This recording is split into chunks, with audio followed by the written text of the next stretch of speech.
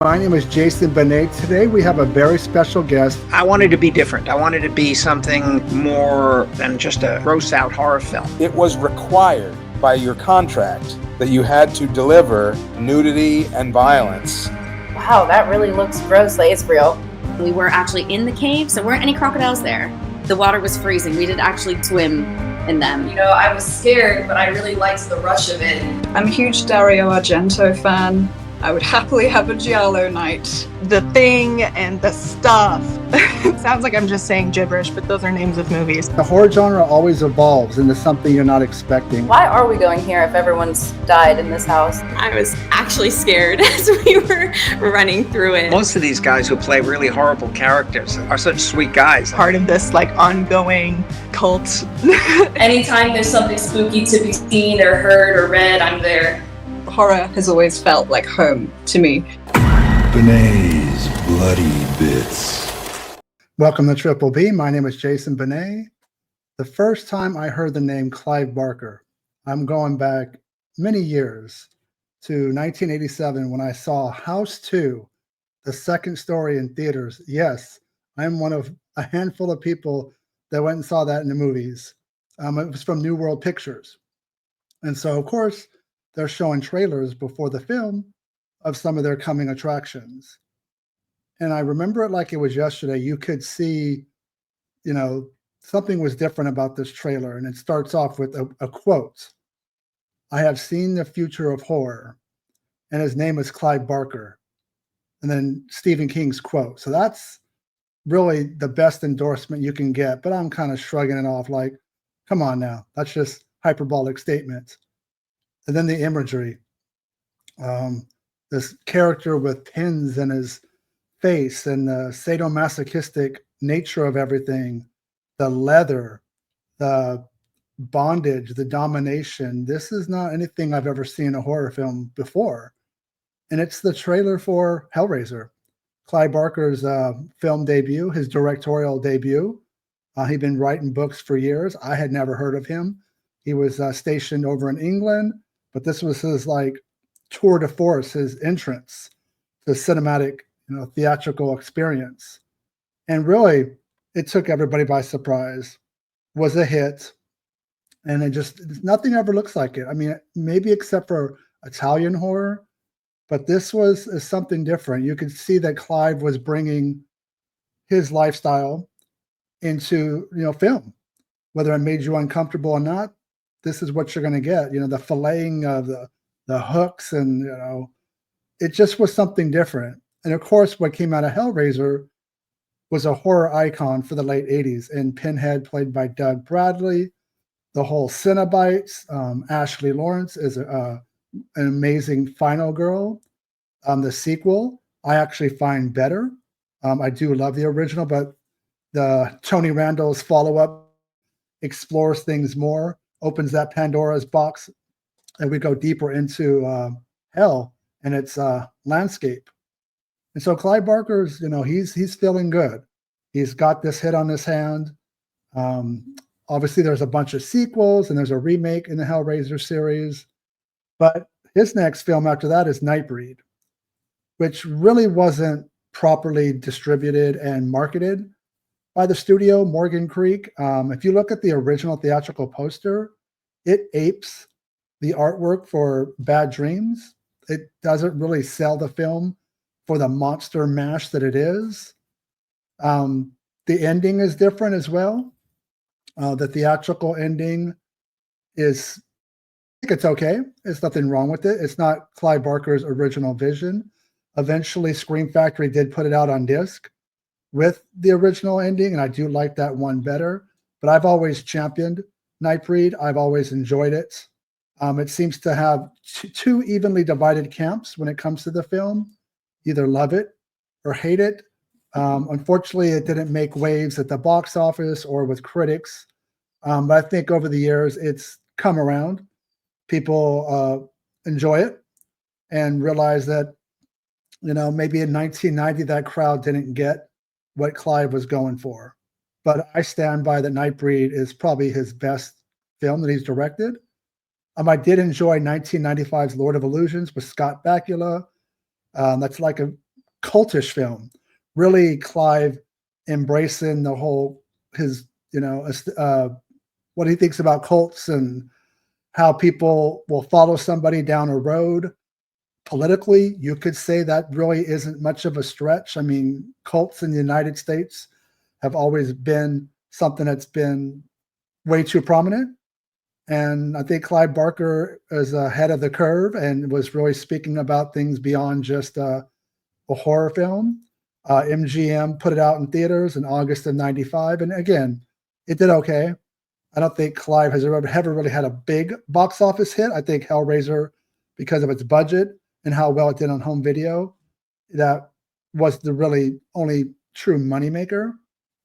But here we are in 2025, 30 years after Lord of Illusions. And sadly, Clive has only directed those 3 films, Hellraiser, Nightbreed, and Lord of Illusions. But luckily, he's got so many stories out there that other people take the mantle and usher in new experiences, like Bernard Rose directing Candyman. And of course, that was remade. That had sequels. And there's other movies like Book of Blood, which was a singular film directed by John Harrison, who also made Tales from the Dark Side, the movie. And then years later, HULU produced an original film called Books of Blood, which is an anthology of 3 stories. It basically begins with the guy in a library and somebody's coming, looking for him. He owes some money. He has some debts. He's like, I can't pay you now, but if there's a book that's worth millions, if you go find it, it will be good. Doesn't matter. The guy gets the information he needs, cuts his throat, and then we're off, and the story is running. And so they're 3 stories, but they're kind of interwoven. So they're not separated. They're interconnected. Characters cross each other's paths.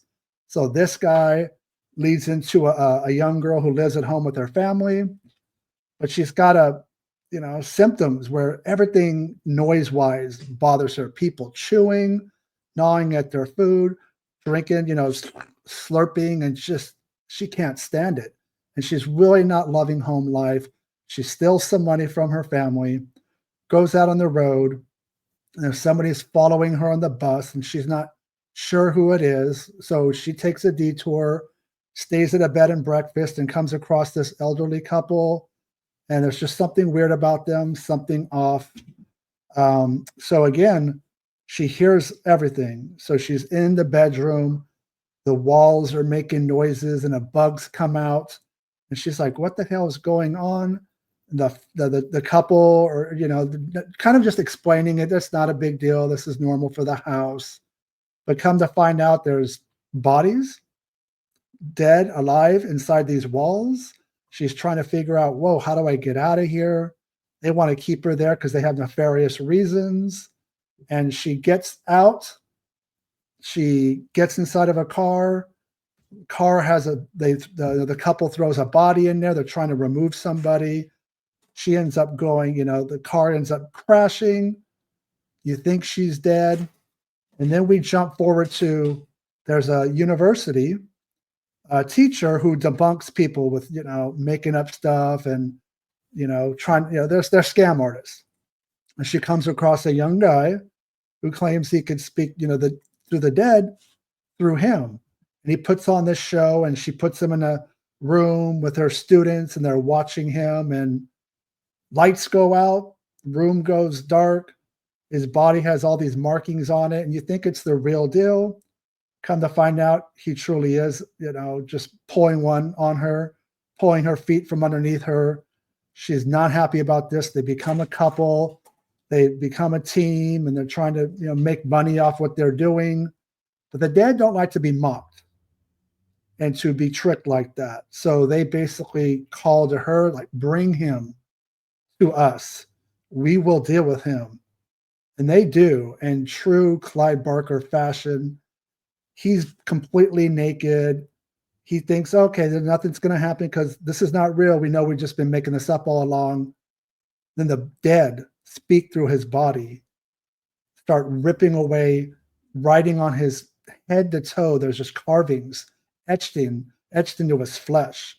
He literally is the Book of Blood. So the dead are speaking through him. And I think this is the highlight of the 3 stories. It kind of fits in the middle of the film, but it brings things all together because this movie is called Books of Blood, but this guy is the Book of Blood.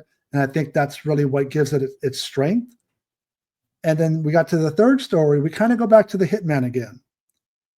And this book that was worth a lot of money is this guy. So he goes to find him, thinks he can, barter and make make money off this, but this is not for the taking. He can't have it. This lady has, gone through a lot, lost her child to leukemia. She had been grieving. So she's finally at one. She's got this guy. He is the Book of Blood. She is returned to her child, and her life is happy. So I'm being a little bit, cryptic with the movie. I think there's a lot of wonderful surprises. I don't want to give everything away. But Books of Blood, it's an original production from HULU. Came out in 2020. It's 3 stories. You could stream it on HULU as well as Disney Plus. I think it's kind of that undervalued Clive Barker adaptation. You also have films like The Midnight Meat Train, because as fans, we always go to the icons of, a filmmaker or a writer or an artist. And Clive Barker is that. We always gravitate toward Hellraiser with Pinhead, Candyman, and things like that. But I think it's good to broaden your horizons. Check out other films like Books of Blood, Book of Blood, Midnight Meat Train. Clive Barker also has quite a few films that were short stories turned into TV, adaptions like Tales from the Dark Side and things like that, and Monsters. So it's good to just, keep seeking it out, because fortunately Clive Barker's health is not in the best place right now, hasn't directed in 3 decades. I don't see him ever directing again. So hopefully we continue to get film adaptions, TV shows of his work. I think it's something that he is truly a visionary, an original. Nothing out there looks or feels like his work. He's a staple of horror. Stephen King absolutely nailed it when he said, "I've seen the future of horror," and his name is Clive Barker. That's actually a riff. There was a Rolling Stone writer that was talking about Bruce Springsteen and made a similar quote like that. So Stephen King was kind of pulling from that. But yeah, Books of Blood, you could stream it on HULU and Disney Plus. I just watched it again. This is the 2nd time I viewed it. It's really strong work, visual flair, really pulls no punches. It's gory at times, but it's, at the end of the day, I think it's more like it's a story of the dead and how the living have to deal with losing people. That is everybody's final destination. Everybody has a birth date and everybody has a death date. I think that's really what I appreciated more about the story. As someone who's getting older, you start to look at your mortality more, and something like this really resonated with me.